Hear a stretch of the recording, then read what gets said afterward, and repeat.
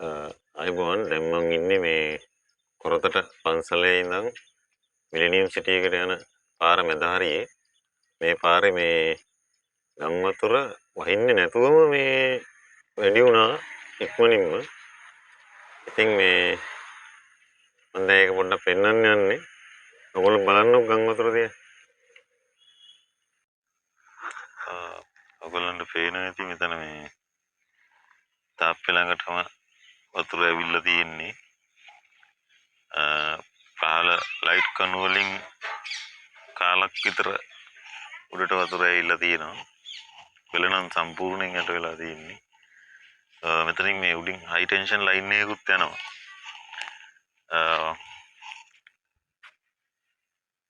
බලන්න හොඳට පේනවා මේ වතුර ඉතින් ඔය මැද හරිය තියෙන වෙල මැද්දේ පාලමක් තියෙනවා. දැන් පාලමේ නම් ගොඩක් ඒවා පේන්නේ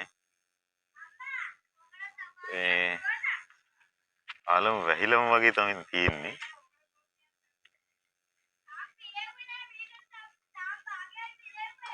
මේ වතුර මේ වැහැලමත් නෙමෙයි මෙහෙම පිරුණේ. වතුර එකපාරට ටික වෙලාවකින් තමයි වැඩි වුණේ. සාමාන්‍යයෙන් පැය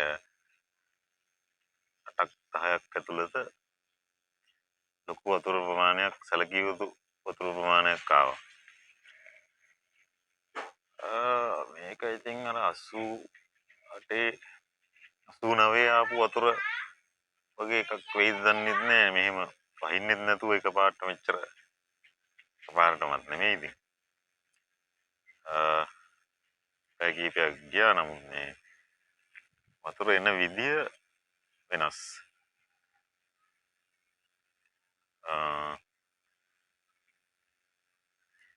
බලන්න මේ වතුර නිකන් ගලන් එන විදියත් පේනවා.